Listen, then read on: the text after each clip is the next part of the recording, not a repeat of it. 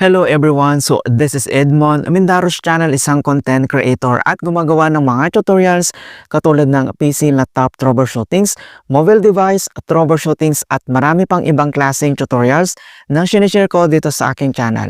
At kung bago ka lang sa aking YouTube channel, so please huwag mong kakalimutan mag-like, share at subscribe. I-click mo na rin yung bell notifications para ma-update ka sa aking mga bagong videos and tutorials.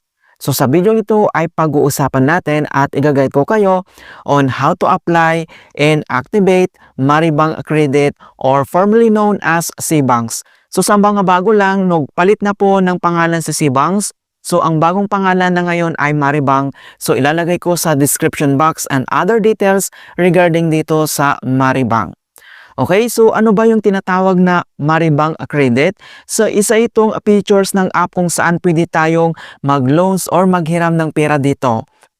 And then ang kagandahan nito ay may mababang interest po niya. So ito yung kagandahan kay C-Banks talaga or yung Maribang na pwede na rin tayo dito mag-loans or maghiram ng pera. Ayan. So and then ang magaganda pang features ni C-Bank or yung Maribang, nagbibigay din siya ng 15 times na free transfer every week. So ito na yung lagi kong ginagamit ngayon sa C-Banks dahil talaga naman maganda yung services ng app na to. Kaya kung interesado ka na mag-apply or i-activate ang Maribang Credit mo, ang video ito ay makakatulong sa iyo as your guide. Kaya wag na natin patagalin at start na natin. So ang next step ay kailangan mo lang mag-login or i-open yung Maribang app. So i-click mo lang. And then makikita mo na dito na na-cover na yung ating screen para sa ating Maribang account security. So gagamitin lang natin dito yung biometric login para mas madali natin ma-access or makapasok dito sa ating account. So itap mo lang dito yung fingerprint mo sa screen para ma-scan. And then automatic na po yan na makakapag-login tayo dito. So ito yung advantage din na biometric na gagamitin natin dito sa ating app. So ilalagay ko sa description box kung paano ba natin i-activate or enable yung biometric dito lang sa ating Maribang app. So since na-open mo na dito yung ating Maribang Somfits profile, kung paano ba tayo mag-apply ng Maribang credits, so makikita mo kaagad dito yung Maribang credit with 2.95% add-on interest. So makita mo naman dito na mababa lang naman yung kanyang interest. So unlock a credit limit up to 100,000. So pass approval and then instant cash withdrawal. So dito lang sa right corner, kailangan mo lang itap dito yung apply. And then, madadirect na tayo dito sa Maribang Credit. So, unlock credit limit up to 100,000. And the next step, activate your account for free. Ayan. So, wala pong bayan yung pag-activate natin. So, bago tayo mag-proceed, kailangan muna natin i-view or basahin yung kanyang terms and conditions and privacy statement. So, kailangan mo lang i-click dito yung terms and conditions. Ayan. So dito sa kanyang terms of services, mahalagang basahin mo mabuti dito kung ano yung nilalaman ng kanilang statement privacy o yung terms of conditions mga kaibigan dito sa Maribang Credit. Okay, so basahin mo ganyan. So mag-scroll down ka lang kasi mahaba po yan. Ayan, so kapag nabasa mo na lahat, pag okay na, and then back lang tayo. So, next, makikita mo dito yung by applying, I agree to the terms and conditions, and then yung privacy statement, i-check mo lang dito yung box, and then i-tap mo lang dito yung apply now. Okay, so dito na tayo sa applicant and details. So, please provide your informations below as part of your applications. So una, ito yung personal informations natin, occupations.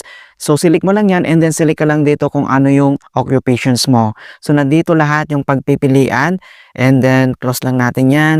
And then dito naman sa company industry, kung saan ka nagtatabaw, kung anong company, select mo lang dito. Kung government or other, dito select mo lang. And then next, dito naman sa monthly income. So magkano ba yung monthly income mo? So dito naman sa select monthly income, so select ka lang dito kung magkano yung kinikita mo buwan-buwan. So select lang tayo dito, ayan. And then kung ano yung company name mo. And then next, ito naman yung marital status. Kung ikaw ay single, married, common law, live-in, separated, or widow. So select mo lang yung marital status. And then scroll down. Dito na tayo sa secondary contact. So kailangan natin maglagay dito ng secondary na contact natin dito, 1 and 2. Okay, so click mo lang dito yung name. So mag-enter lang tayo. And then, yung kanilang mobile number kailangan mong ilagay din. And then next, ito yung relationships, i-click mo lang.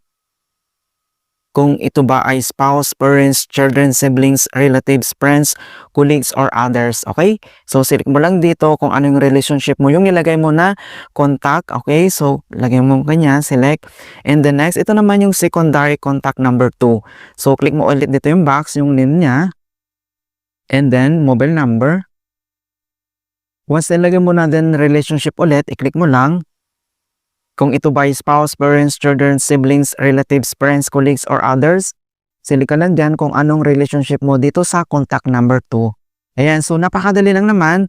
So, kailangan mo lang i-fill out nito yung personal informations. Ayan, and then yung marital status mo kung ikaw ay single, married.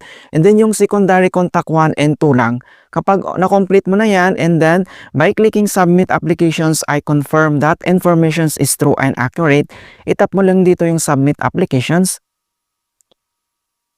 And wait lang natin, so loading na po siya. So congratulations, you're approved. Credit limit is ito na yung amount. And then only pay fixed monthly add-on interest.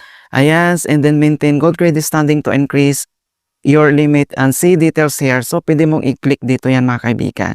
Okay, so pwede mo naman itong i-withdraw now or withdraw later. Okay, so makikita mo na dito na mayroon na tayong available credit na 25,000. So pwede mo naman itong i-withdraw. So bago ka mag-withdraw ay kailangan mo munang basahin or hindi mo pa kabisado talaga. And then dito lang sa top right corner makikita mo dito yung question mark na yan. I-tap mo lang yan. And then, makikita mo lahat dito yung regarding sa loan. So, kung may mga questions ka dyan, pwede mo itong i-open. And then, nandito lahat kung mga questions, how much interest is applied, what are the available monthly installment options, yung eligibility, meron din dito, yung kanyang limits and fees. Ayan, so, nandito lahat yung mga questions mga kaibigan. And then, dito sa loan withdrawal, nandito naman yung guide. I-click mo lang yan. And then, makikita mo na dito kung magkano yung initiate loan withdrawal. Ayan, so loan be credited. So magkano ba yung minimum loan na pwede nating ma-withdraw na amount? And then, how is the due date of determine? Nandito lahat. Yung loan repayment, nandito din yung details na mga kaibigan. Ayan, so punta ka lang dito and then basahin mo mabuti dito yung loans bago ka mag-withdraw. Ayan, so napakabilis lang talaga mag-approve si Maribank. So makikita nyo na mayroon agad tayo ditong available credit na 25,000. Okay? So, pwede mo naman itong gamitin yung kanyang sample loan calculator kapag clinic mo yan. And then, makikita mo na dito kung magkano yung babayaran mo and then within 3 months, yung 6 months, and then yung 12 months mga kaibigan. Ayan. So, nandito lahat based on 2.95% monthly add-on interest. Okay, so pwede mo na itong withdraw anytime.